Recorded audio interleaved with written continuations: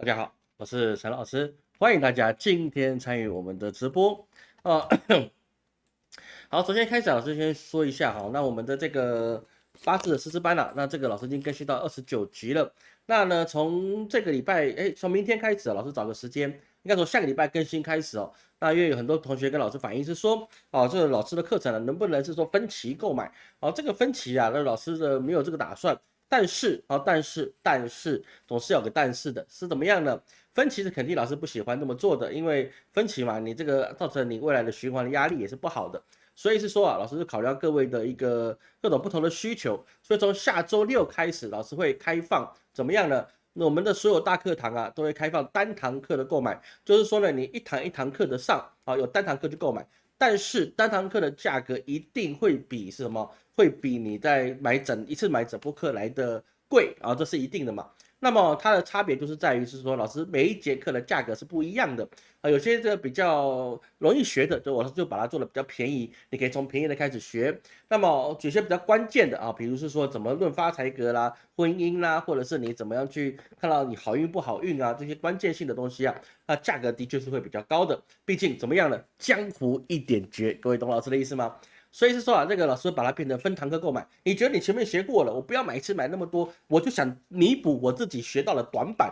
有些的其他老师在教的时候啊，有些地方他教的不是很清楚，所以说这造成某一些同学啊，你的短板。所以说老师你可以只买老师几个短板的课程，但是，如果你有问题的时候，老师一样会愿意为你解答。你可以使用电子信箱来跟老师做一个课程上的回答互动。那很多同学也找到这个方法了，这是我们固定的方法。但是呢，老师不会回答你买了那堂课以外的问题，好不好？这很公平嘛？你买哪一堂课，哪堂课的范围里面，我就告诉你怎么去回答你的问题。那你如果是买整套的，当然你只要在我们课程以内啊，你遇到了各种问题也已经上过的哈，你不要你还没上来问这个问题，那就不对了，对不对？你老师讲的课程呢、都是讲精华，哦，都是拿命例告诉你这个怎么看，那个怎么看，哦，这个都是精华的地方。所以是说你有问题，我们直接讨论问题。那你只限于你买到的你上过的课的内容，老师跟你做沟通，好吗？好，这样就可以了哈。这个大家有这个打算就可以了。那么第二件事就是我们明天要办理我们的纯阳补库法会啊，明天就开始举办了。所以是说这明天啊，就不要找老师去做一些沟通了，好不好？因为明天老师从早到晚都很忙，然后就算办完了啊，大概老师也大概已经半条命了。所以是说给老师休息一天，然后我明天清晨就得开始办哈，这个是比较重要的事情。那不好意思哦，咳嗽还没好，不知道为什么，就没有什么其他症状，就一直咳嗽。看来我明天去买一个什么水梨炖冰糖来吃了。好，那我们开始哦。那我们今天的这个主题还是比较多，老师尽量管嘴，帮他讲，跟各位去讲完。那呢，希望能讲得完了。那今天应该准时结束啊，毕竟我明天要法会，老师还有一些事情要去预备啊，很多事情要准备。首先开始，我们要知道一件事，什么事呢？那就是说啊，这次啊，有一件在台湾的朋友有一件很有趣的是什么？我们这个 AI 教父黄仁勋啊，他来到台湾，他距离他上次来啊，其实没有差很多的时间。各位，你有没有想过这一件事情，其实对台湾朋友是蛮有意思的。为什么黄仁勋要特别来台湾绕这一圈？有人说是因为那个电脑展的问题啊，AI 智慧展的问题。其实这个事情并不是什么大事，因为他之前就来过，就已经讲过了。为什么他这次还要突然再来一次呢？好，那我们要知道他来的时间跟离开的时间。来的时间是什么呢？在围岛军演之后。这等于说是什么意思呢？其实他同时他应该还是有保留台湾的国籍，因为我们中华民国是同意有双重国籍的。那么他现在是美国人，但是他有没有中华民国国籍，这个我不知道，应该是有了，我猜应该是有的了。啊，一般过去我们在很多一些比较年长的一些台商出去啊，你可能都会留了双重国籍，这很正常。那第二代就不一定了，第二代如果你在美国出生或者在加拿大出生啊，有些会拿双重国籍，有些话就18岁之后啊，就保留单一国籍啊，这个还是有的。他来这个状况啊，其实他谈了很多事情，他不愧是 AI 教父，他谈的问题都非常有深入，也非常有智慧，非常有远见，这是对的。但实际上他为什么这个时候来？哦，其实很重要的原因就是说啊，他的来呀是可以第一个转移现在我们军演之后的焦点，第二个什么振奋我们的民心士气。那为什么呢？因为大家觉得台湾不止台积电，我们还有什么？我们还有 NVIDIA，我们还有这个辉达，哦，这个在中国叫英伟达，好像是吧？好，在这个状况之下，对明星世界其实是一个很好的鼓舞，代表是说我们不是只靠一个地方。为什么呢？因为毕竟我们等下会谈到，就是中国的一个晶片呢，它进展技术非常的快，包括它的一个电动车，还有任何一切东西进展速度很快。那这时候黄仁勋来啊，其实对明星事情都有很大的一个鼓舞，所以说他绕这一圈啊，其实帮我们的一个伟大的党啊，他已经转移到很多很多的焦点。那各位要想到第二件事情是什么呢？我们台湾啊，如果是有这个 NVIDIA 这样的好的公司啊，这么优秀的公司啊，说是它现在利润很高啊，因为过去那个显示卡，老师以前是在打工的时候都是在那个电脑店打工，哦，这个显示卡其实一直以来都不是什么高规格的东西，不是多贵的东西，以前我们组装电脑都会有嘛。对不对？有些当时真的是不贵，为什么现在他们的利润可以抓到50%以上呢？哎，就是因为现在就是当红炸子机嘛，因为它的一个专业性很强，GPU 专业很强，这些东西啊要发展台湾的 AI 产业，就变成我们的一个很好的一个远见跟目标。但是各位有没有记得前2年我们在谈这个台湾经济的时候啊，有一件事情各位应该还记得，你要发展这些高科技，你最重要的东西就是2个。不是人才啊，人才我相信我们台湾人的肝都是还有我们的一个努力跟创新是很够的。2个东西最重要，第一个是水，我们台湾的水啊，没有我们想象中的那么多，因为台湾是一个像以前的水利署啊，老师小时候看过，还有我们就是倒过来的汤匙，水降下来多少它都会流掉，因为我们没办法很好的储蓄我们的一个水资源啊，毕竟我们是一个中央山脉起来的一个岛屿。第二个是什么呢？第二个就是电。哎，我们电价这么贵，请问一下，我们台湾再多生产几个厂，然后他说要多开几个厂啊，每个县市都要去争取，争取归争取啊，你拿什么东西去让它发电呢？你拿什么东西让它去营运呢？是不是靠现在电价1度8块多的电吗？不是吧，对不对？不会这样吧？所以说这问题是什么呢？它主要的问题其实它能够喊出来的事情，但是它要做。啊，尤其是这种高科技厂，它又不是我们开一个什么字面厂或是一个碾米厂，对不对？机器到位了，然后工人上档了，就可以开始做，不是嘛？高科技厂有很多的，比如说环评啊，还有它里面很多的一个什么废水啊、电压，很多东西都要去处理。你盖一个高科技厂啊，你没有1年半载啊，你是做不出来的，那是1年到1年半以后的事情。哦，你花个几年的时间去盖一个厂，那个是很正常的一个事情。那么几年之后的事情，你现在台湾的电够不够？就光我们涨电费涨成这个样子，我们就很确定一件事情啊，电费是不够的。在台湾的朋友啊，不晓得各位有没有最近在关心我们的一个国内的一个新闻呢、是什么呢？啊，现在很多的一个媒体啊开始洗风向，是什么呢？他在洗啊，现在是天然气发电啊，这必是世界的主流。各位你没有听错哦，我们伟大的中华民国啊，再去提倡一个事情什么呢？他在媒体上宣称是天然气发电是世界的主流。世界主流是天然气发电吗？是火力发电吗？我们退回到那个工业革命以前的时代了吗？不是这样子吧，对不对？我们世界发电的主流现在是核能啊，这个事情，这个欧盟他们也自己已经公开说了1-2年了。哦，发电的一个主流就是核能。那我们现在在做什么呢？我们现在在想是说，再修个线，好，让我们的核3厂、核2厂、核1厂继续延役使用。是这样子的吗？一个核市场可以直接 cover 掉你核1、核2、核3的发电量，等于说你开一个核市场，我们现在可以增加至少30%到40%的发电量。那为什么我们不开呢？啊，不为什么？因为我们去买1度7块钱的绿电，这个生意不能黄。这个是各位，你该这是不是秘密的哈？这个我们政府向那一些绿电公司买1度是7块钱，5到7块钱的电，请问一下，他这个东西生意能黄吗？生意不能黄，所以说你核电不能开。这个就像什么事情呢？其实各位你要去了解这件事情。这个事情我们在步香港的后尘。香港在之前呢、他们就在做是说海普新生地，还有制作什么科技岛啊、这2个事情啊，在香港之前都是在过去的20年时间，他们一直谋求这个转型。因为香港以前走成衣起来的，像我们台北的那个西门町那边呢、还有一间商场，以前叫做小香港，哎，这个是很久20年前的事情了。那么他们之前想做一个数位转型，变成科技岛啊，走数位化，完全数位化，还有就是海普新生地，这2个事情都被当地的权贵啊，这些既得利益者，还有一些你已经拥有房产而且很高位阶产的人，们所去抵制，还有一些地产开发商所抵制，导致的是说他们只能以地产还有去股票这个事情啊，来当成香港的核心命脉。但是他们有最好的时机，因为那个时候中国的改革开放才刚开始，他们那个时候如果转换的话，那么香港现在的科技能力啊，绝对可以是世界的主跳。因为毕竟香港有钱、有人、有资金啊，各国的资金不是他们自己的钱而已，各国的资金，所以他们做这件事情是非常好的。就连刘德华他说要支持海普新生地这个地下港都，然后都说他支持海普新生地啊，立刻被打成那个真的是打成黑五类了。对这个过去啊，你稍微年长一点的朋友啊，大概40岁以上了，大概有多少都耳闻过类似的新闻了，但是不是每一个了，毕竟这是国外新闻，所以有时候是不知道的事情。所以说，我们台湾说要透过这个 AI 去发展这件事情啊，其实我们的想法可以很丰满，但是现实是很骨感的。就很简单一件事，就是电不够。好，电不够，像台湾你用到2000度以上的电，那你的家用电我还不是说你是那个工业电家用电每一度是8块多。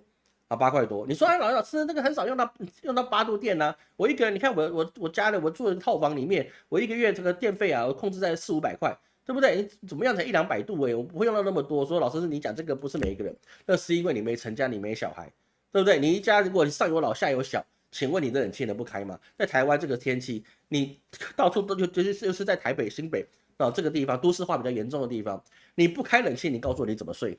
小时候老师家里是没有冷气的，是没有错，但是那个时候不一样啊，那个时候大家都是住公寓的地方，对不对？晚上还听得到虫语鸟叫的声音。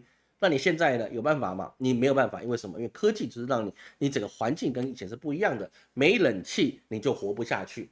那么你只要上有老下有小，3房2厅的开冷气就够你呛了。如果你要开1个晚上的话，真的够你呛的。有时候老师你都不会省电，像我晚上呢睡觉的时候呢，2个小时睡到2个小时之后呢，那个冷气自动关机，然后再配电风扇，你就可以自动凉。每一个人状况是不一样的，对不对？你不能说拿你自己很节约，你一人保全家保的方法来去说全部人都跟你一样，不可能，是不是？我们生活当然是要越来越好，而不是说因为它涨，所以说我就要开始节约，然后节约来去应付这个涨，这个想法是没有错。但是这个国家要进步，不是只是让我们只是省而已，对不对？有人说老师，你看你要像我在德国，对不对？我小孩在德国，他们都不开冷气的，对，没有错，我也这么觉得。你在云南也不用开冷气呀，是不是？但这个都每个地方不一样。所以台湾的电是不够的，水也不是很够状况之下，我们要去追求这个 AI 技术的发展，那是非常有困难的事情，是非常不容易的事情。我们能想，但是他做不到。所以在这几年的时间啊，其实台湾的经济也其实不会太好。为什么？就是因为我们的水跟电是不够的，经营的成本的压力是十分大的。我们不要说我们所知道的，我们的便当的物价是涨的，就包含你要做便当那些人，做西点面包那些人，他能够不用科技跟狠活，他能够活得下去吗？对不对？你有些东西你是必须要科技跟狠活的我们就说奶茶店好了，奶茶这个东西啊，它里面它太多科技跟狠活了。就说奶精吧，奶精这种东西，这种东西就是化合物的东西。还有就是说，你先买一些外面包装的奶茶，你看翻过来看，你后面有没有写植脂末？就是这个植物脂肪它那个细粉泡出来的。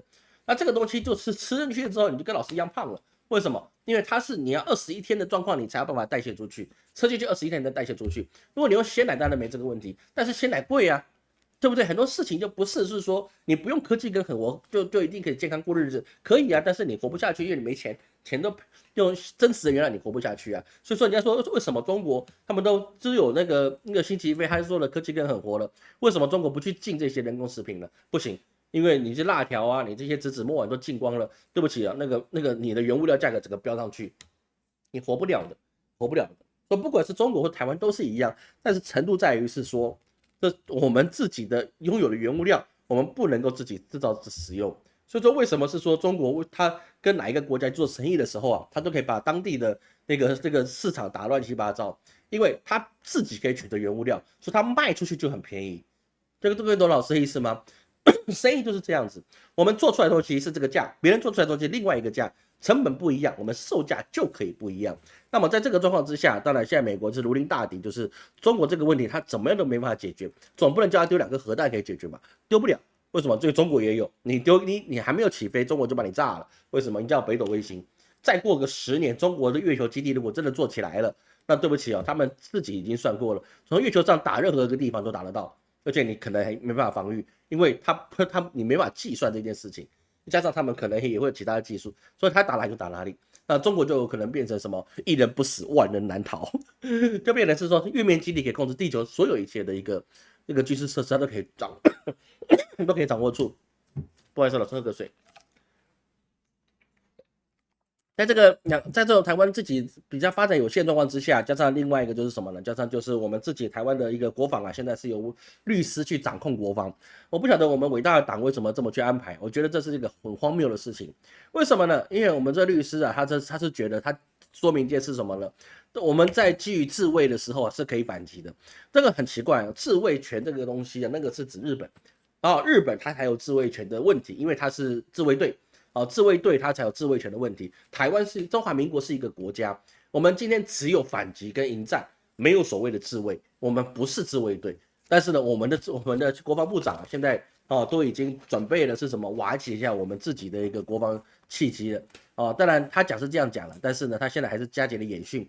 那演训有什么用呢？我们还有一个桃园市的一个议员也是我们之前的一个陆军的少将我们的于将军他就说什么呢？解放军真的是孬种，为什么呢？因为他只要上台湾岸了，那些军队不战自溃，为什么呢？因为他们会迷路。为什么解放军会迷路呢？因为他们没有 Google 导航。这个是我们将军他就算已经退伍了，但是这是我们的将军。我们如果退伍的将军可以讲出这个解放军因为没有 Google 地图，他上陆地会迷路。还有呢，就是3个70%的飞弹一起升空打下去的话，他命中率有210%。我们有这样子的少将培养出来的国军，我真的很难对我们国军有什么样的一个信心。当然你不能说我们还有帅化民这种以前老将军这种很优秀将军，但是他的学生就是那个于将军，他都给他那个阶段能培养出来这样，而且又是我们的一个民意代表，所以我真的觉得对我们的实在是怎么讲呢，是一个很有趣的一个事情所以说在这个状况之下，就是说我们的国防部长现在在6月7号就说，就上个礼拜天的时候他就说，我们没有第一级，我们只有自卫权行使，这个是自降国格，因为我们不是自卫队，我们就迎战跟防御这2件事情，没有什么其他的东西。你说你是自卫权，但是人家就说你开战了，因为你开第一枪。很多事情就是这个样子的事情，你没有办法去说我是这样子我个人认为是这样子那你不能曲解我意思对不起，国际上不是你玩国内政治，你说什么就是什么的事情。所以这个事情是蛮有意思的。而同样状况之下，在6月4号的时候，日本的防卫省他也发现了解放军有一架双尾蝎的无人侦察机从东海直接飞过它的宫古海峡，进入了西太平洋，然后到达冲绳以南，然后呢再循原路把它返回去。那这个状况之下，日本的一个战机紧急去升空去了解这个什么状况。那这个问题就很有意思，就是说他在这个他用的是无人机。等于是说中国现在能够掌控的一个军事力量其实是令人很值得去了解的。就可能是未来你可能发生两岸之间的一个擦枪走火或者一些小型的战争的时候来的可能就不是歼20，来的可能就是无人机打第一波，甚至前5波可能都是无人机。因为无人机你怎么打它不会痛你军人只要不上命，那么你花钱就不是问题。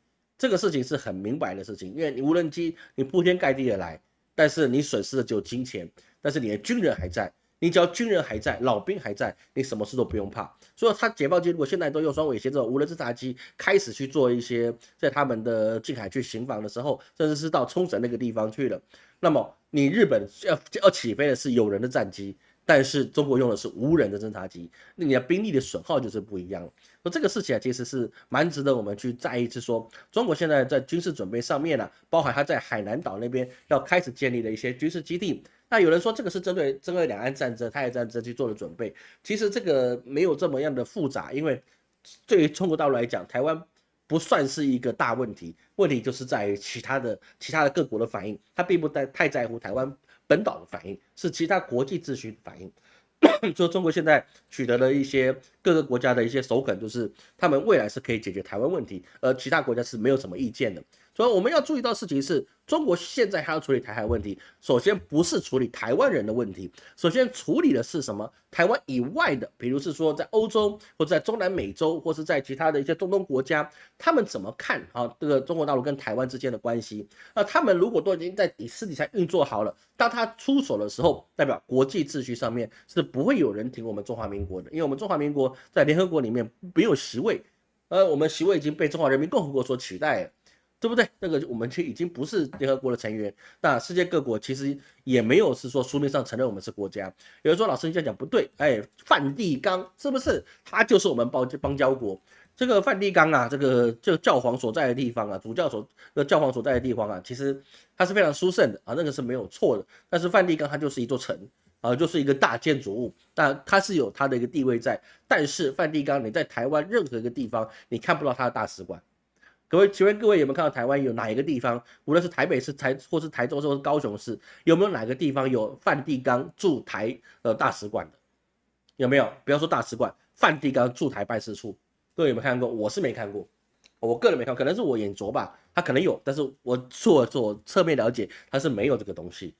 这是为什么我们邦交国所没有大使馆？因为它是一个宗教国家，基本上他什么都说好就可以了，跟耶稣跟那个佛祖一样，什么都是好，好归好。但是第一个他也不会去参与国际事务啊，梵蒂冈基本上不会参与国际事务，他就是一个席位而已，他就是一个带精神性的代表而已。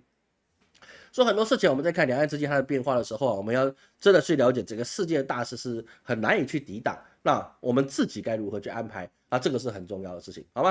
好，看各位有什么问题哦？我们赶快进入下一个阶段。水电发电厂哈，老师今天说话声音很小吗？老师说话声音是不是很小？要跟老师讲一下哈。我声音很小，我这边看起来我声音是正常的啦，因为我老师这边会有声波线哦，老师看起来声音是正常的。好，感谢正好，感谢秋夏，好，感谢正好跟秋夏，感谢大家赞助。有人捧钱的人场，有钱捧钱场，238人在线，好歹帮我赞点个到100吧，150总是要吧，对不对？别人都没有点赞，点个赞吧，用你的这个遥控器点一下嘛，是不是？加减点一下，好不好？其他朋友应该没有觉得我们这个声音会不会小哈？因为老师现在看声波都是正常的东西。如果你是觉得老师声音小，你看一下你手机或者是你平板的那个声音是不是有调大一点，好吗？好，那我们继续下去哈，那么在这个状况之下，我们同样我们要看到对岸，比如是说什么呢？比如说像嫦娥7号啊，它准备搭载6台的一个，他们要去在这个太空站上面呢，也载了什么？也载了一个美国的一个太空人啊，直接对接上去。美国太空船这个上去啊，其实也蛮有意思的。它升空的时候就已经漏氦气了，然后对接起来那个好，真的是九死一生的。对接到中国的天空站之后啊，它现在其实后面。它的那个漏气的东西还没有去修复，有人说啊，这个东西它回不来了，回不回得来不重要，重要是它可以不回来，懂老师的意思吗？这个美国的这个太空人啊，他可以不回来赖在那边，因为他说他的设备坏掉了，请问你拿他有什么办法？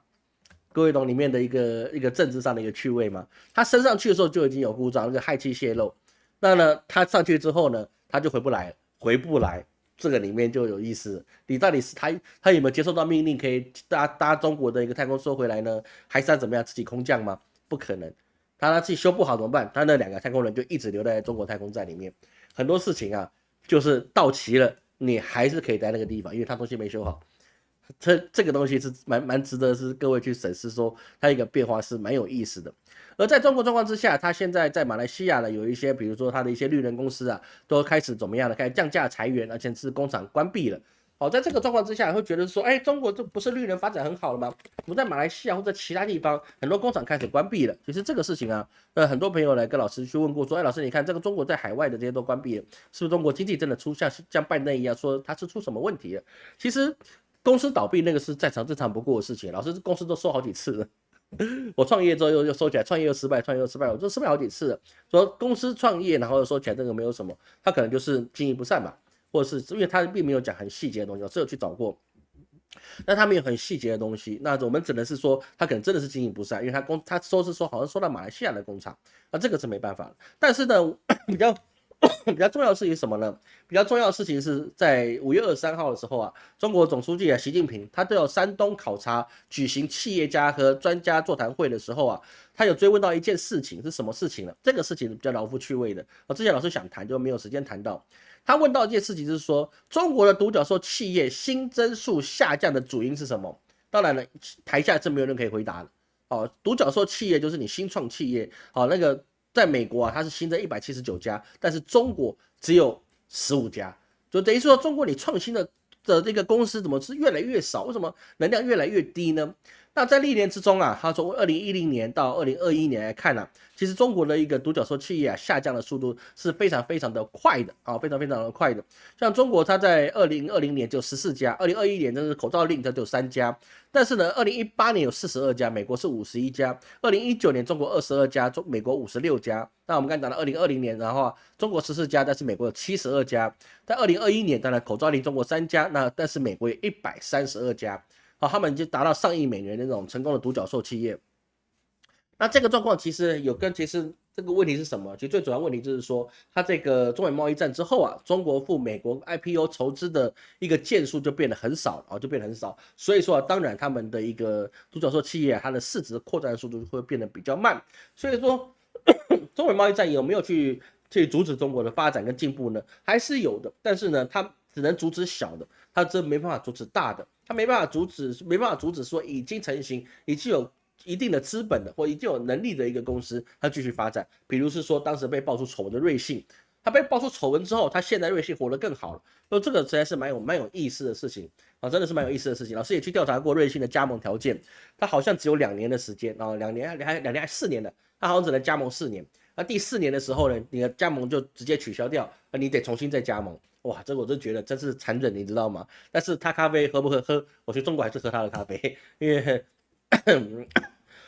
到处都有，所以我就还是喝他的咖啡。好不好喝？很淡，因为为什么呢？瑞幸等于冰，它冰块占了整杯的2/3，所以说我喝瑞幸等于喝冰块，有时候没办法，也是只能这样了。所以说你这个变成是说中国的一个新创产业，而且它新创到它一个市值到一定的金额其实是变得比较难，就变成你要回到中小企业的方法来开始去经营这个东西其实在整体的一个新创市场上面是中国是处于比较不利的地位，所以中国是必须还是要往什么地方去走呢？就习近平问这个事情，其实他只是点出的是说，从中国跟美国跟欧洲之间，他们募资的困难度已经增加许多了，所以未来的方法只能是什么？只能是中国建立一个更大的一个交易平台，或是更大的投资平台，让后面的新创产业可以有办法的再怎么样受到其他的一个天使资金的融资，来跟大家培养跟茁壮成长这个是比较需要去进步的，不然的话，这中国老师真的是调查一下它的一些无论是 IPO 或者是说它的独角兽产业的一个成功率真的在这3年来讲，真的是低到真的是有点令人悲观的状态。所以我们看到华为或者看到一些那个比亚迪很好是没有错，但是呢，如果你的新企业后面没有办法去追赶的话，那这个对一个国家它的一个经济发展其实是真的很有隐忧，因为你后继无人，那怎么办呢？你前面呢，像我们就讲一个简单意思，就像腾讯，如果他没有遇到那个米哈游，那么他就是独霸，他就没有压力。为什么？因为他做什么，消费者就只能买单什么。但是他多了一个米哈游。所以是说他后面就觉得你这后面就被米哈游追着打，对不对？但腾讯还是很强，但是米哈游他也不跟你去马戏，他还是给你长成一些的影响力。但是后面还有谁呢？后面谁还能够挑战米哈游呢？所以这个就变成是说，游戏产业里面你就前一个腾讯成功了，后面米哈游成功了，在后面呢，在后面找不到人。那这个对于发展上其实是很大的一个问题这个一个国家你必须要生生不息。所以美国现在你说它经济不好，但是它也的确也不好，但是呢，它那个独角兽的成长数其实真的是蛮高的。2021年居然有132家，这真的是笑傲全球笑傲全球，它不是只有创业创新而已，它的一个市值达到了一个上亿美元的状况。所以这个真的是非常非常值得去了解的一个事情。但是从另外一个方面来看中国它虽然它的独角兽企业非常的不理想新创产业非常的不理想，但是呢，中国从另外一个方法开始去做进行了，包含什么呢？中国现在因为它的中美贸易战的问题造成的关税战，那么这个时候中国就整个人怎么样？他把他原来的对美国的一个经济的依靠改向为向下的去溶解到什么？到世界的一个其他国家里面去建立去生根。等于说，当时的美国对中国是非常重要的，包括贪官污吏来讲也是很重要的，因为他把钱提到美国去，他才能安享晚年嘛，不然你被双规了，对不对？那就完蛋了，你就死定了。所以说那个时候对所有人都很重要。但是中美贸易战一旦起来，那这个特朗普老先生的大手一挥你让贪官污吏不好跑之外，那么你在中国去筹资也不容易了，所以中国的发展只能往到其他国家去，所以就变成了全球供应链中国做的是越来越深耕了。所以说中国对现在在哪一个国家卖出去的东西价格都是非常的便宜。所以老师也是觉得是各位去了解一件事，就是说当中国的东西流到世界各国的时候，它会带动其他国家的经济发展，也包含带动他们那边的文明发展以及文化的发展。这个是一个很重要的关系。而且美国他自己他们的一个耶鲁大学管理学院的一个讲师，他们也发表一个意见是说，美国你对中国加征的关税你看起来好像真的是把中国的资本挡在外面，让中国人赚不到那个美国的钱了。但是实际上啊，它却提高了美国国内的一个通货膨胀。这个事情其实在中美贸易战当下，我们就在直播中提供这个问题。那当然也不是老师提供过的哦，其实很多的国家的学者也都是这么认为，是说中美贸易战做起来的关税壁垒啊，你只会让你自己很难过，而不会让中国很难过。中国难过是一下子的，但是呢，你美国难过是好长一阵子的。说到中美贸易战2018年到现在，其实啊，这个美国难过的几率是比较高的。而从这个状况来看呢，我们可以看到是说，2024年第一季的 GDP 成长，我们就可以所见一斑了。为什么呢？因为在2024年第一季的 GDP 成长啊，这个美国它的第一季GDP 成长是1.3%。啊，第二名是谁呢？第二名不是说第二名，第二个对比是中国。中国2024年的 GDP 啊，第一季啊，它是5.3%，就这两个差了4%的 GDP，但金额上不能这样讲，他们只能跟自己国家比，而不是说他们的一个彼此的一个营业额对比，它不一样，好像是差很多的。那第三个是谁呢？第三个对比是谁呢？哦，第三个对比居然是印度。哦，各位你不要小看印度啊，印度是我们今天要谈的一个话题。印度啊，它在2024年的第一季，它的 GDP 成长率高达7.8%到8%之间啊，这里面会有一些汇率或是一些range的一个差异。所以说啊，美国1.3%，中国5.3%，印度8%，好，这个差异是非常非常的庞大。那印度发展这么快，它未来有没有办法取代中国呢？啊，这个我们等下来谈。所以说啊，这美国他举办了一场什么以美国繁荣作为讨论的一个智库的一个论坛啦。好，那这个东西就发现一件事说，美国不应该只依靠对大陆的电动汽车的关税壁垒，你还要提高了美国自己这个制造商的一个竞争力。也就是说，他们还是发觉到什么，你美国的工业是没有办法去竞争的，因为很早以前呢，他们就用殖民地的心态。因为毕竟央格鲁萨克逊人嘛，啊，从英国过去，所以他们的一个生意模式啊，还有包含了是说这一民族的一个经营模式啊，就很简单，把痛苦的包装出去，把美好的留给自己享受啊，这个东西是一个很好的方法啊，毕竟你是世界分工嘛，但是这个方法你还是有差别啊，就是说你不能全部分工出去，你重要的还是得自己做啊，对不对？你都移出去，那还怎么办呢？所以说我们看中华文化里面呢，历朝历代啊，哦，这个有3个事情啊，大部分都是各朝各代的国家掌控了，包含什么呢？包含盐、铁、铜这3个东西，基本上都是国家一定要掌控住的。那米不是的，但是国家会收购。所以盐铁铜是国家收购状况之下，说每个朝代它都有一个国家官方唯一经营的。在明朝也是非常严厉的，包含了什么？包含战马，还有一些药品都是政府独占的。而在这个状况之下，这个美国这些智库他们认为是说，要吸引中国的车企到美国建厂生产，然后让美国去窃取中国企业的智慧财产权。啊，这个是公开的哦。老师讲这个东西不是老师假设的，那这是这个智库啊，他们对这些他们讨论出来的结果啊，来向大家去公布啊。他们认为是说，把中国人骗到美国去，然后偷他们的智慧财产权，然后再把中国人踢开，这是最好的方法。我只能说这个方法。中国用到不要了，你现在学有点慢了，中国才是这个方面的老手，好不好？这个任何的东西啊，你都是让他去学了他来超越你。那你现在想把他骗回去哦，对不起哦，你是上当那一个，你想把他骗回去哦，没那么容易的事情了哦，没有那么容易的事情。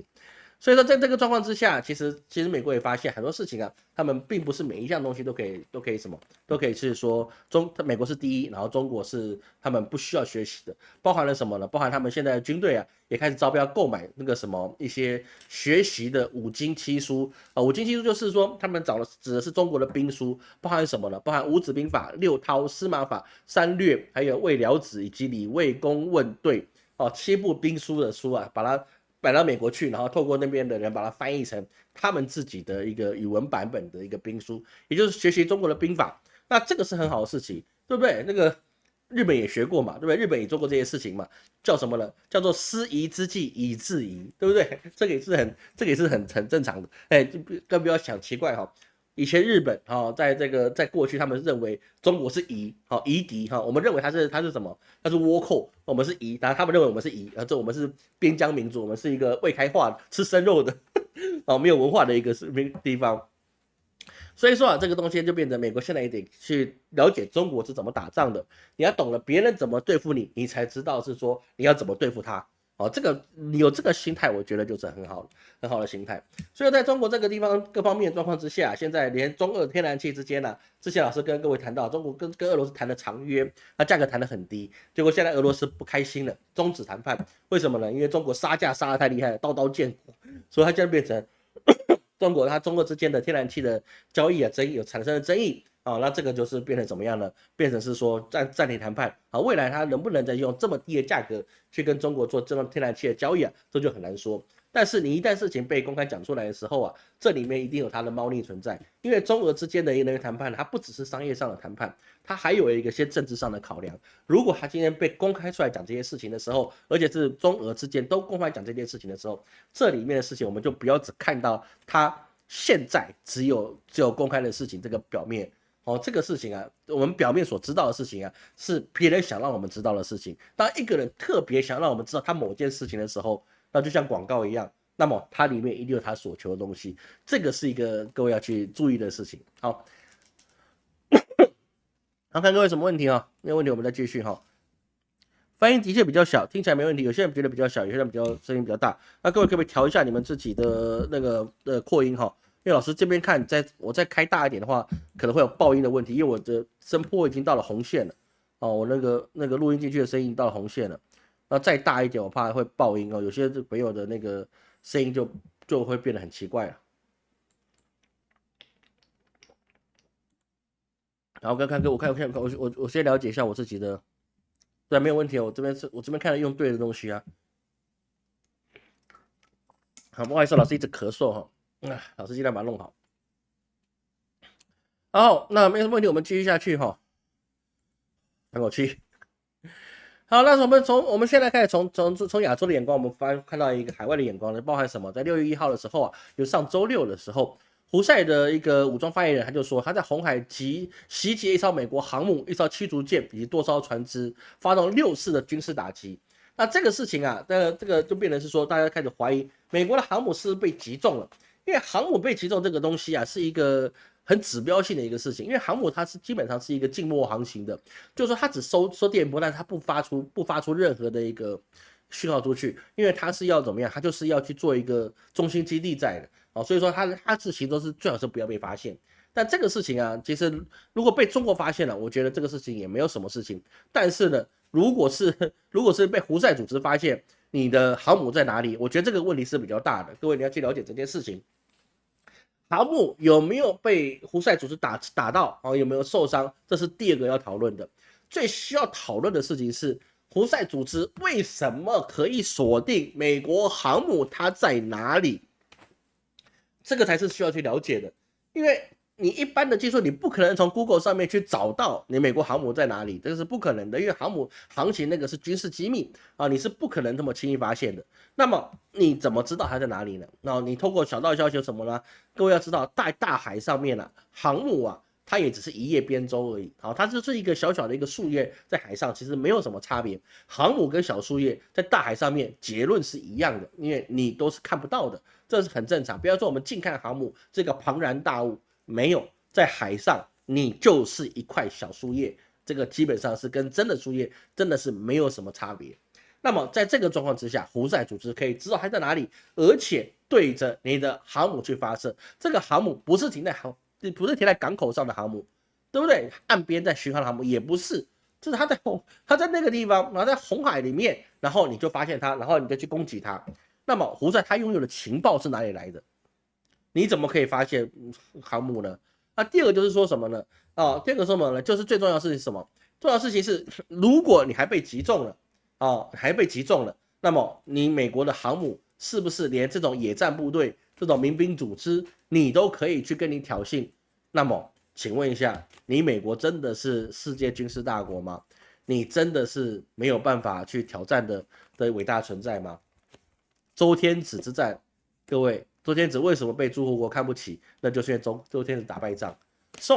明朝为什么被看不起？就是因为就有一个土木堡之变。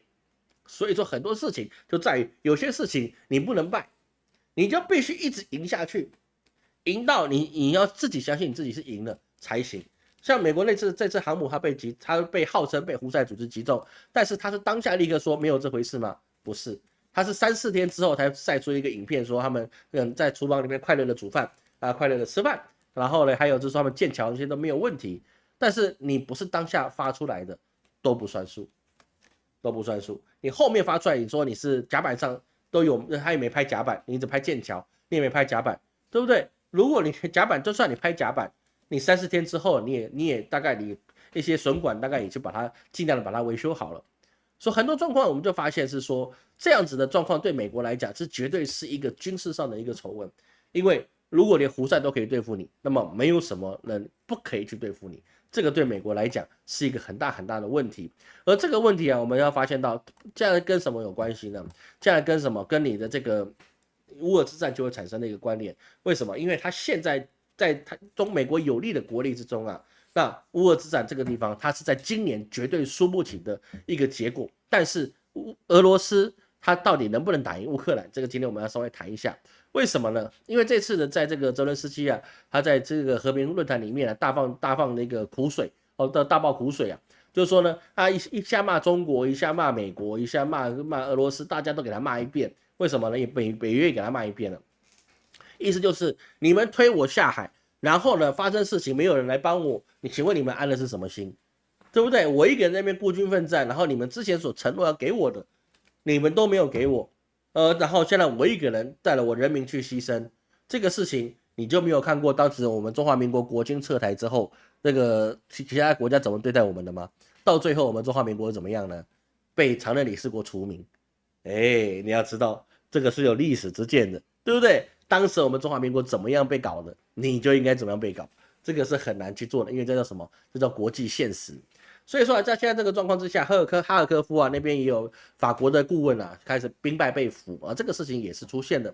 但是法国有没有就这样坐以待毙呢？也没有啊，法国也将幻象2000的一个战机援助了乌克兰，那他也提供了一个训练。而且不止这样，也包含了什么呢？也包含的是说北约也开绿灯了，意思就是说他们决定啊，援乌的武器是可以攻击俄罗斯的本土，包含了一个荷兰跟丹麦也援助了乌克兰 F-16，那瑞典也提供了那个ASC-890的一个预警机。那还有就是说，他这个到这个状况之下，那个德国肖兹总理也说，你使用德国的武器啊去攻击这个俄罗斯啊，你不会导致战争的升级。说现在你整个的一个氛围啊，突然的在这一次在什么时候为一个关节点呢？在这个那个特朗普他这个被定罪之后啊，整个北约的氛围也改变了。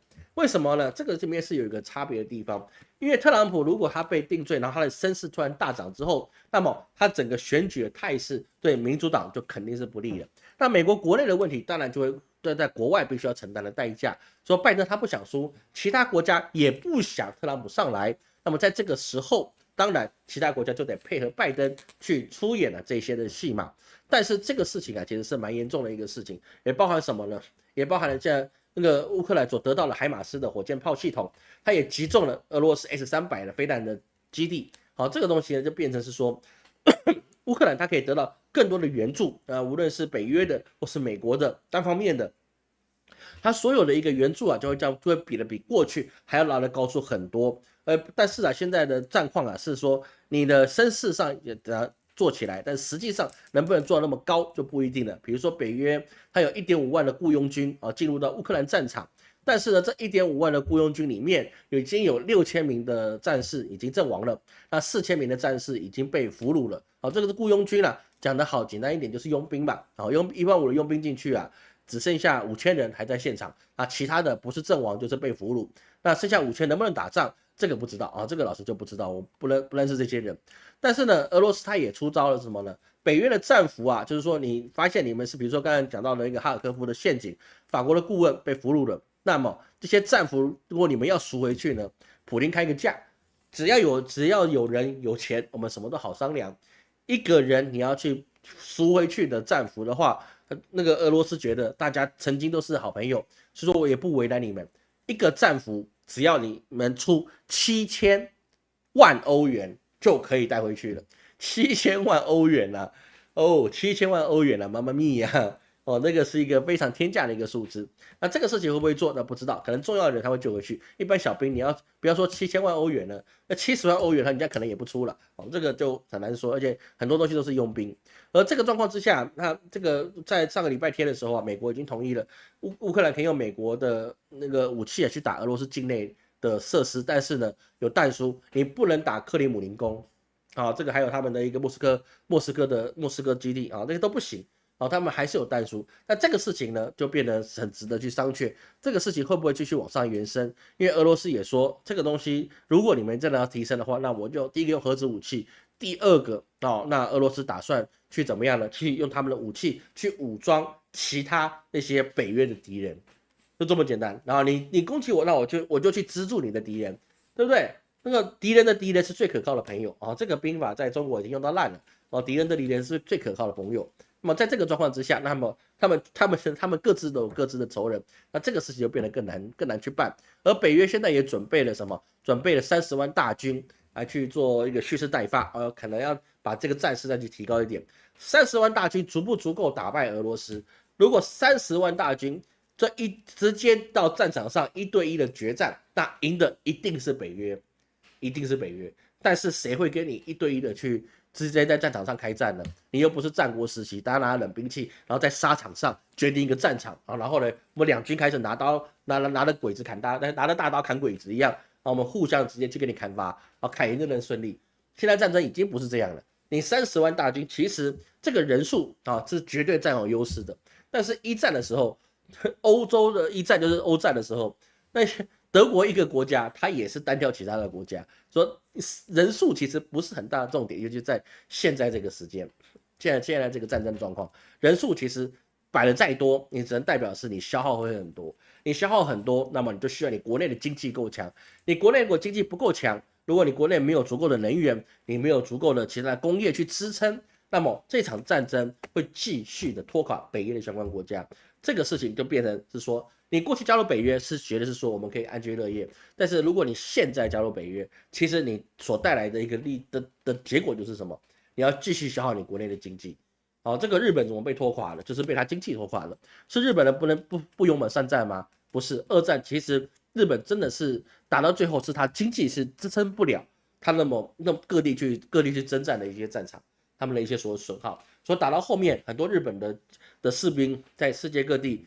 都已经灭亡鸡兽，都已经没有粮食了，好，都已经没有粮食，打到已经粮草后继无力，然后你只能死战到最后，你也没体力战，你只能战败。所以很多事情啊，就是在于是说经济跟工业啊，如果不是你国家的主力的时候，那么你后面要去做的事情就会越来越的困难。所以在乌克兰这个事情上面啊，其实基本上我们要去关注，因为下半年的事情啊，虽然我们已经讲了，我们2025年的预测是比较好，但是呢，危险的地方是在2024年的下半年，也就是从这个月开始的下半年，这个情况会越来越一些值得我们去关注的事情，因为你下半年你没有大战之后，你怎么会迎来和平的时候呢？各位懂老师意思吗？我们预测已经出来了，那么老师还是要跟各位讲，明年是好没错，但是你没有大破，你就不会有大利。各位，这个很重要，这个我必须跟各位讲，没有大破的地方，你就不会有大利。那么我们现在要面对的就是什么？就是大破。这个是一个很需要去注意的地方。好，那我们继续下去不然真讲不完了，要死我才讲一半。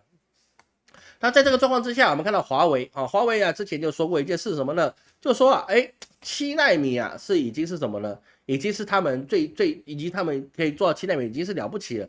基本上他们是没有办法再去继续攻克5奈米甚至3奈米的地方，那他们只要攻克7奈米这个东西就可以了就已经很了不起了。这件事情已经是非常好了这个是这个华为的常务董事张平安所说的，他是说我们肯定得不到3奈米、5奈米能自己解决，他们能够解决7奈米就很厉害了。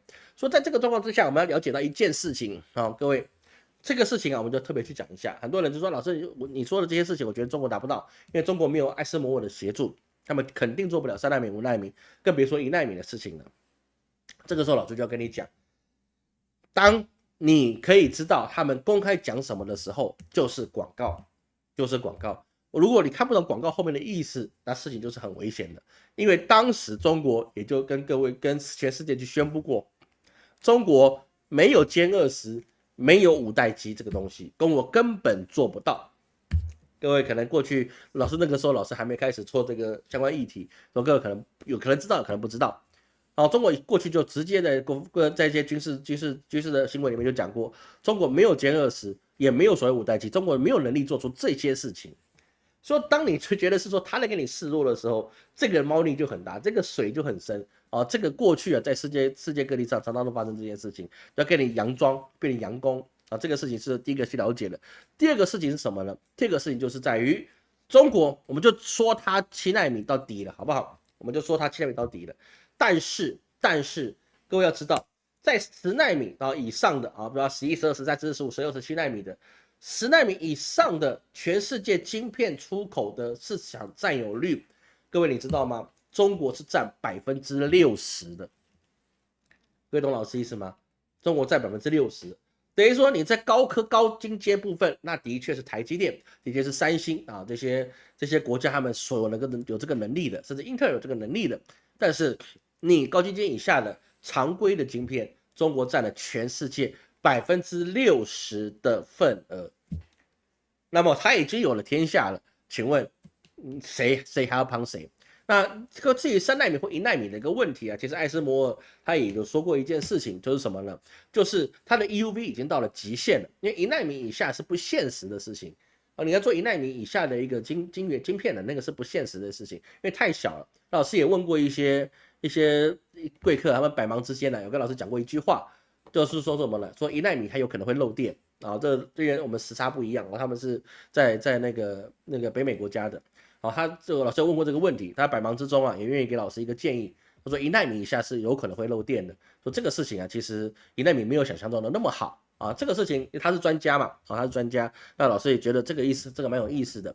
但是其他的部分呢？你说3奈米这个地方他们最多用到的地方AI 芯片，第二个就是什么呢？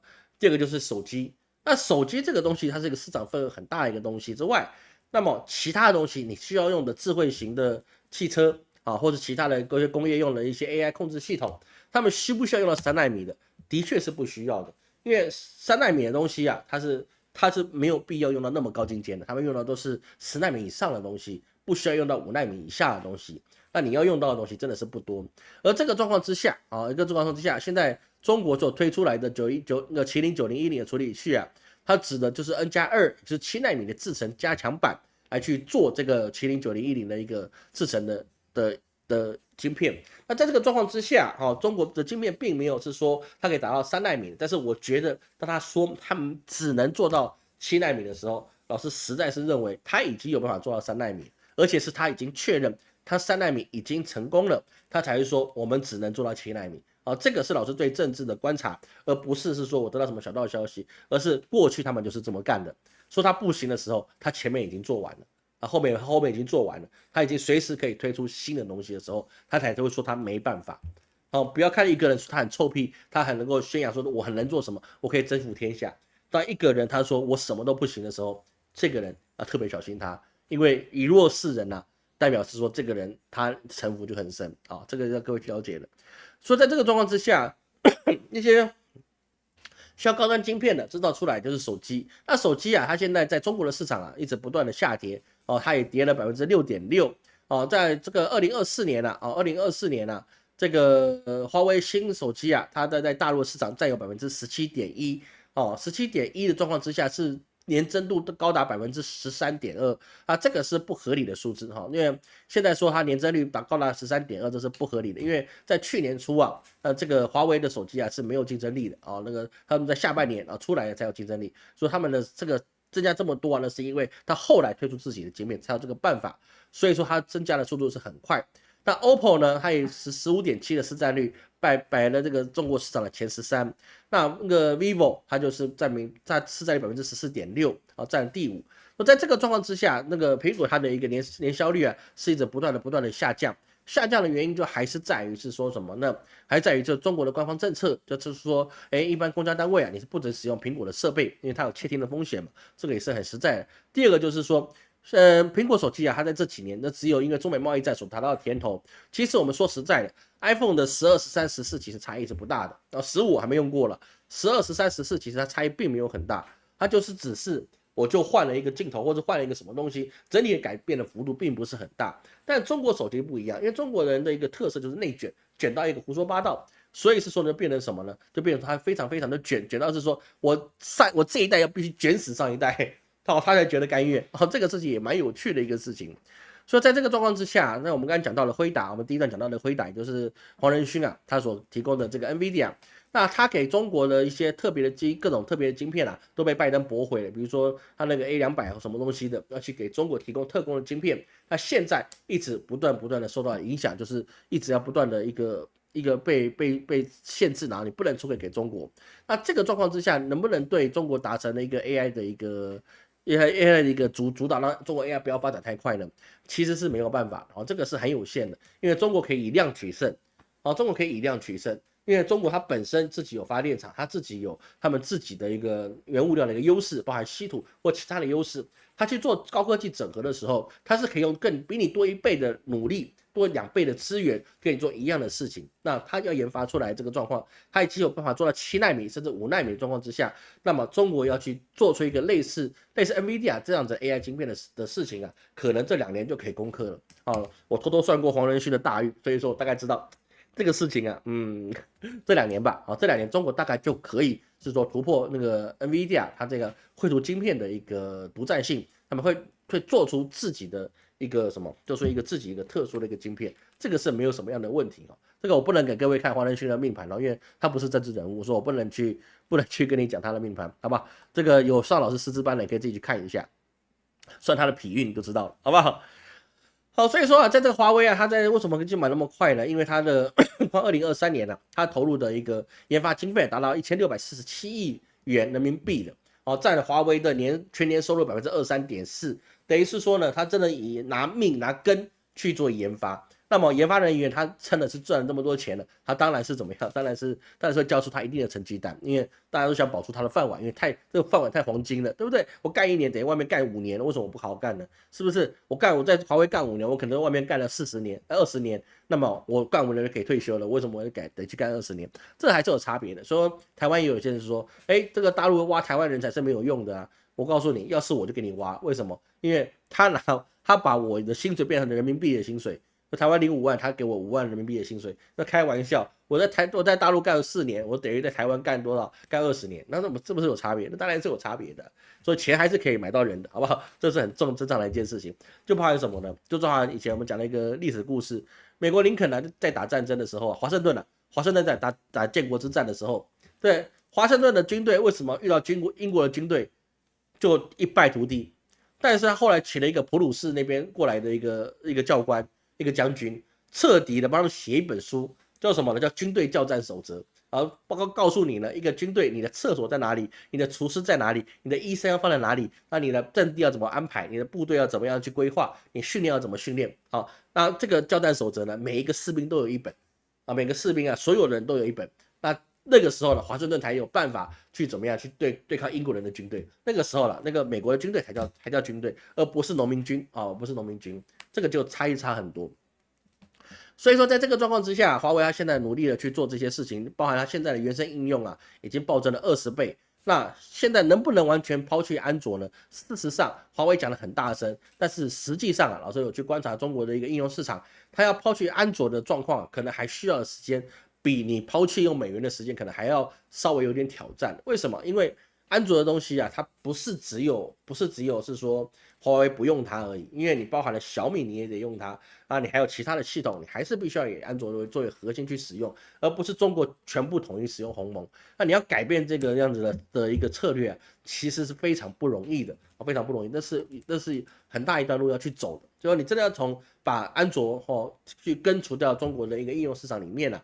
这个可能还真的需要5年10年的努力，才有办法做出来自己鸿蒙系统，而且完全不需要仰赖别人的技术而做出来的。事实上，鸿蒙它本身也是抄安卓的嘛，对不对？这个可以公开讲的，这个里面自己人他们都有公开出来，鸿蒙本来就是从安卓的系统里面抄出来的。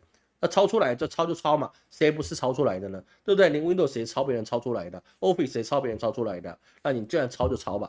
但是它现在如果成长成他们唯一的系统，这条路真的还需要去走。这个是一个很重要的问题。而这个现在问题就是在于是说，中国现在所有的科技产业它发展的东西是有一点隐晦，隐晦到现在别人不知道到底它想怎么样的去进步，我们只能猜它有可能什么，但是事实上它这样的高精密的东西真的是密不通风。就像华为在重新在开卖的时候那事实上是没有人知道华为竟然已经攻克这个问题，然后呢，它已经有办法做出7奈米的晶片装在手机里面，甚至他们的手机还可以用卫星通话。这个事情是在开卖之前是没有人知道，完完全全没有知道的。所以未来中国到底现在有什么样的东西我们只能说，他应该是有能力去做到3奈米的。所以说他才说我做不到3奈米。这个东西我们要过去了解，加上中国不缺的是能源，所以未来中国发展科技的速度绝对会比美国会比台湾来得快这是我们要去了解的事情。那下一段我们讲到印度糟糕，已经10点了，靠腰靠腰。大明网大留学生朱其正，土马之变朱其正，好笑。因为现在已经开始7奈米，现在也是有了3奈米是一定有的 ，AI 手机出现，那现在已经有了，已经差不多有了。以后手机不能用，那也没办法，好吗？好大家这是配合老师说150，然后现在按在就150，刚刚好，你知道吗？要151了。好，这个怎么办呢？我们还是继续讲下去不然我那个各位借我10分钟到15分钟的时间，好吧？我尽量把它讲完，对不起老师刚才太啰嗦了。借我一点时间，我把它讲完。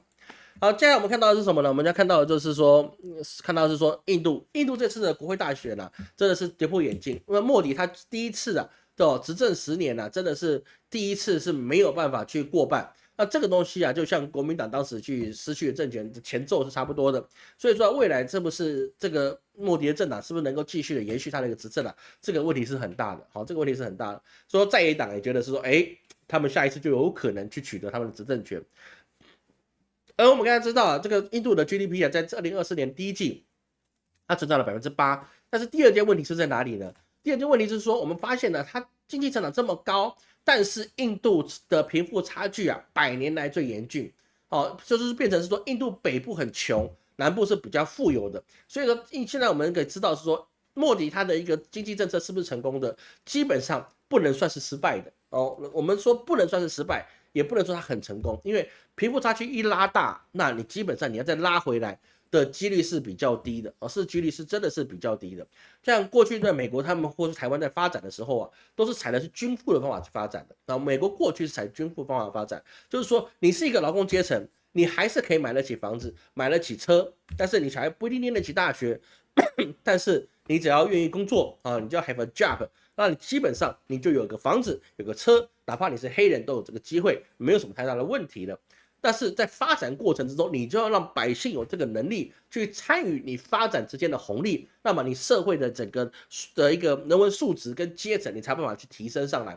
中国也是经历这个时期，也是说大家都发财了，那很多的一些做生意开工厂的发财了，但是你必须让下面的人也有办法发财发起来不能只靠违法了，什么高启强之类这种做违法是不行。你下面也有机会是说，我努力的打工，那我还是一样可以买得起房子，买得起车，然后我住到城里去，或者我在我的老家，对不对？从原来土房改成什么？改成瓦房，然后再改成砖房，然后再改成什么？再改成那个3层楼建出来的钢筋这都可以去做到的事情。你让百姓能够参与你国家发展的红利，那么你这个国家才能够长治久安。但是印度是不行的，因为什么？印度在这个时间里面就变成是说，他的国家里面20%的一个经济20%的人就收取了最大的一个经济成果一个1%的人吸取20%的经济成果。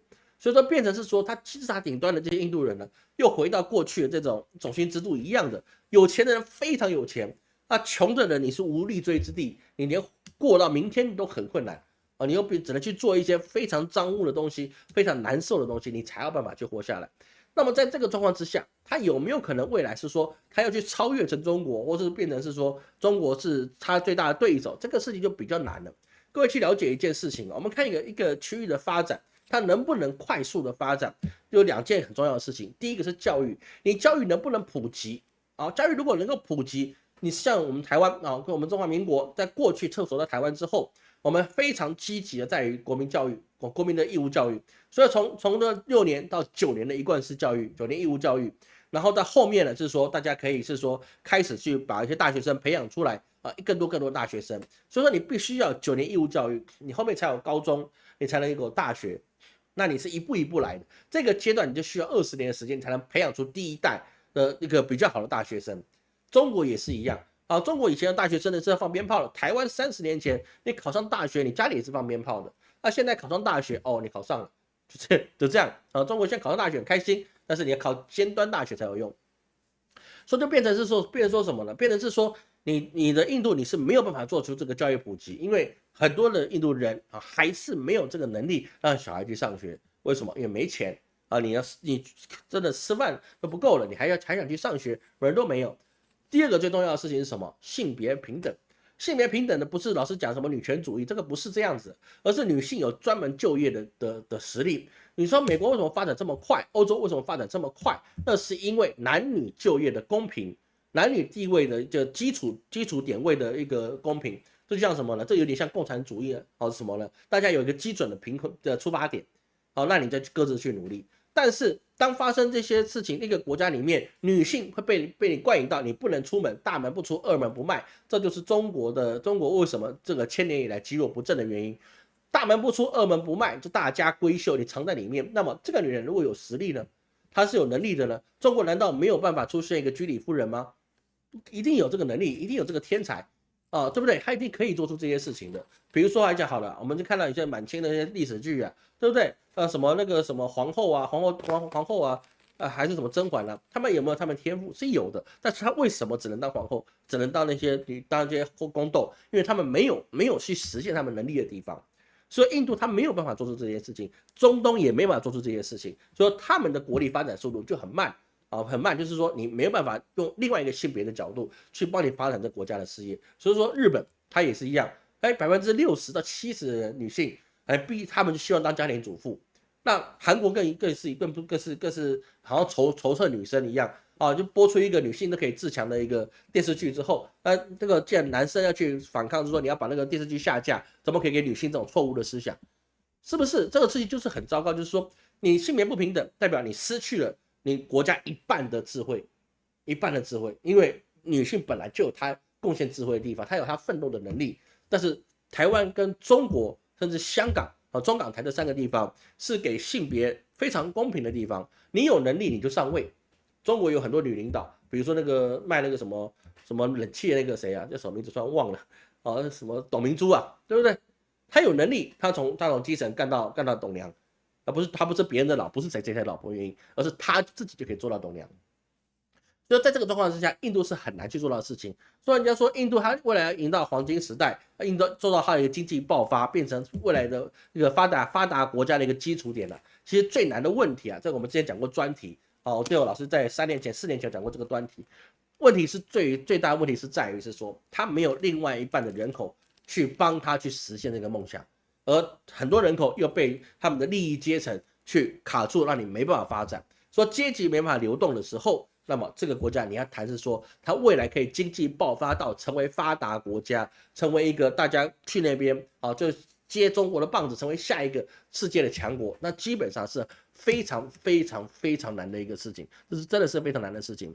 而在印度跟中国之间呢，当然印度在说他是一定要去想办法去怎么抵制中国，或者是说不要跟中国好。但是实际上这个2023到2024年的这个财年中印的双边贸易的金额达到了1184亿美元，等于说这个东西是无论是印度的进口或出口。跟中国之间进口跟出口都是成长的事情无论是它的出口到中国的，或是从中国进口的是很多。所以说呢，这个东西其实它还是必须靠中国去做什么，去做它之间班有运武的一个贸易通商口岸，这是一个很重要的一个事情。那这个主要原因还是在于是说什么？印度它没有办法去好好发展它的教育，你没有教育，你的小孩还在捡垃圾，还在只能去下水道去挖东西的时候，你的国家要起来微乎其微这个是一个很重要的问题，好吗？好，那我们看一下包含我们现在看到韩国，我们刚才讲到韩国它也是一个对女性打压是比较严重的一个地方同样的事情你是女性基本上你没有晋升的空间，你比男性优秀，必须优秀他3倍，那你才有可能晋升。那如果你跟他差不多，你比他优秀个2倍，对不起，他就认为你要生小孩，所以说你就不可能得到晋升，你的对手可能就只是一个一般人。啊，甚至大不如你，但是他可以成为你的主管，为什么？因为他有小鸡鸡啊，就这么简单的事情啊，这个事情真的是还蛮可怕的一个事情啊。那在这个状况之下，我们要知道韩国这个东西啊，它也是蛮有趣的啊。前几天呢、那个韩国总统尹锡悦他就说他们在这个发现大型油田啊，大型油田，那它足够怎么样？足够那个油气田呢，就天然气啊，足够韩国使用29年啊。等于说我们一直看这些韩国的一个经济发展呢、结果他突然发现，哎，我能源可以自主了，哎，能源可以自主啊，这个事情对任何一个国家都是很重要的。就它有一个可以使用到29年，跟韩国使用29年的天然气，对他来讲是不是很大的事情？是很大的事情，但是呢，隔几天就说这个事情是没办法达成的，也包含参与探勘的一个那个专家都退出了，说这个事情是达不到的啊，没有这办法做到这一回事。为什么会讲到这些事情呢？就很简单，因为尹锡悦他现在支持率只有21%，是他执政2年来最低的一个时候。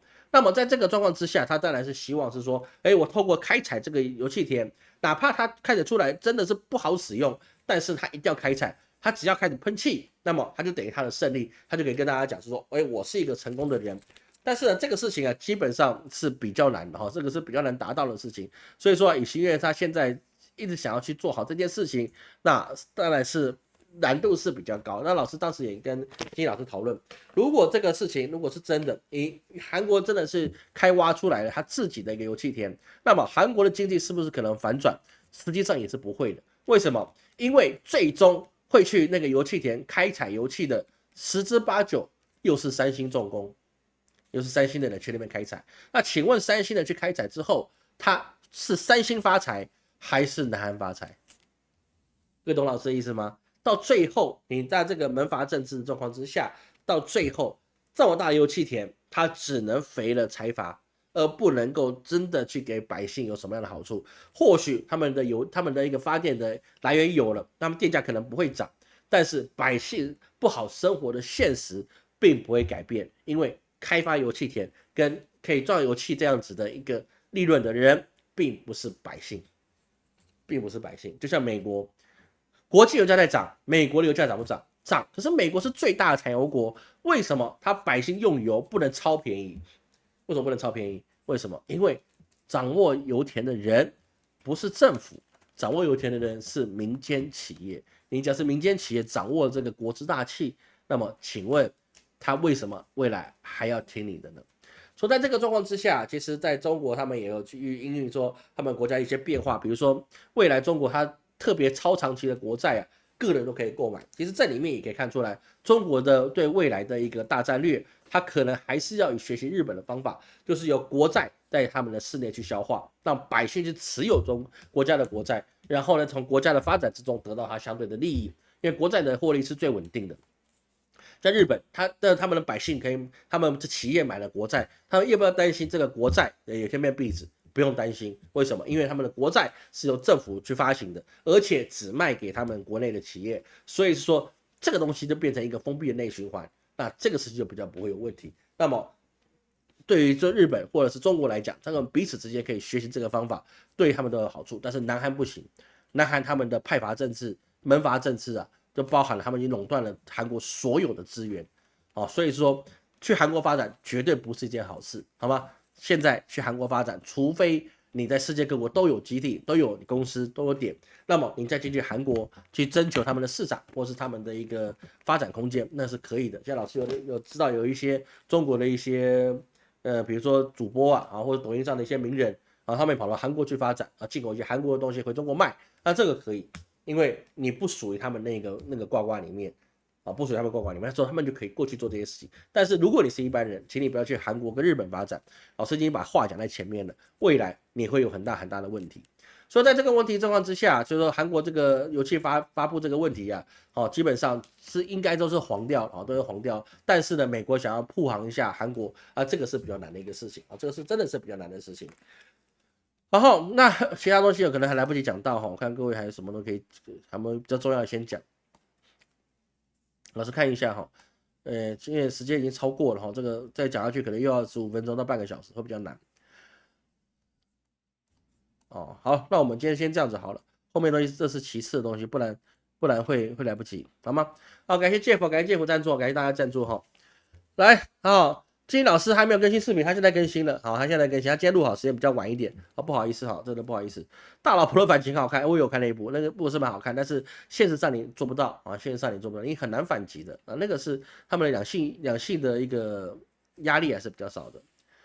哦，那个董明珠啊，董明珠这个东西，我只能说他过去的成功，好吧？我们过去的成功，他是有办法成功的，对不对？你不要说他做的好不好，你喜不喜欢他那是不重要的，重要他是成功。董明珠是不是成功了？他是成功的，对不对？他卖手机失败了，但是他个人的，在他人生里面他是成功的。你可以不喜欢他，但是他是成功的，好吗？哦，韩国很多延边的朝鲜人，那不一样，那是那个不一样，那是朝鲜族的不一样哦。朝鲜族的跟南韩人是完全，你是说他们的种族是一样，但是关系的是不打什么样的怎样的问题。好，我再确定一下，不要说重要的事情我没有讲到就糟糕了。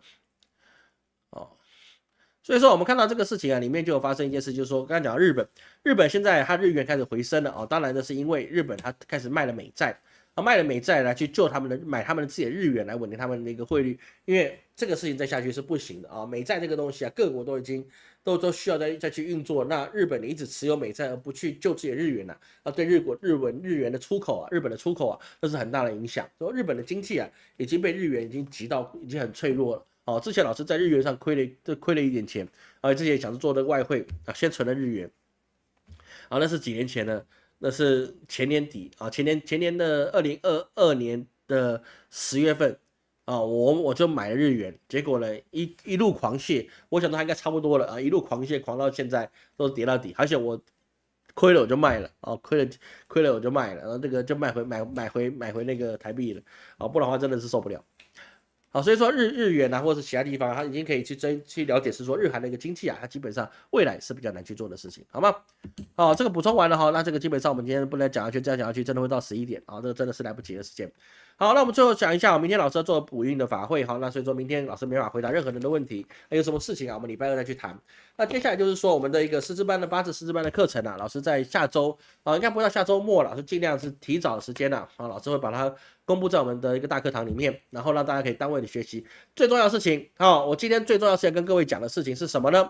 最重要的事情是，我们现在所有的节目，只要是不会太敏感的大部分的节目啊，绝大部分的节目，包括我们这次的直播，还有我们未来的流月的生肖运势，还有流年的生肖运势，都会在我们的微信大课堂，各位可以看到免费收看啊。之前想收个1块钱算了，那个收1块钱我不如不收吧，对不对？就会在我们的所有节目，包含大课堂，包含了生肖运势，包含了流年运势，都会放在我们的微信大课堂。那么我们在明天的时候，各位回放的时候，老师或是我们在我们的那个什么 YouTube 的贴文，还有老师的朋友圈，我会再给各位一次我们大课堂的连接。各位只要在大课堂就可以看到我们在 YouTube 上的节目，然后大部分的节目不能是每一个，因为他们要审核基本上呢是老师的私域的课程流量费我现在我都付了。所以是说有些各位都不用在中国大陆的朋友，你不用再架梯子了，不用再爬墙了，你可以直接在微信老师大课堂里面看到老师的节目。只要帮老师一个忙，记得转发一下，好不好？转发一下，让别人可以认识老师，那就可以了。毕竟什么呢？毕竟我们的一些节目有些是敏感性的，加上有一些是封建迷信的流年运势是不能够在中国大陆的公开平台所上架的。所以老师放在大课堂大家都可以看到，好吗？感谢各位今天的收看，各位端午节升官发财，好运来，来年风水大吉利。我是陈老师，我们下次见。下周3更新我们的7月份生肖流月运势总论已经录好了，不要怕，不会开天窗。我们下次见。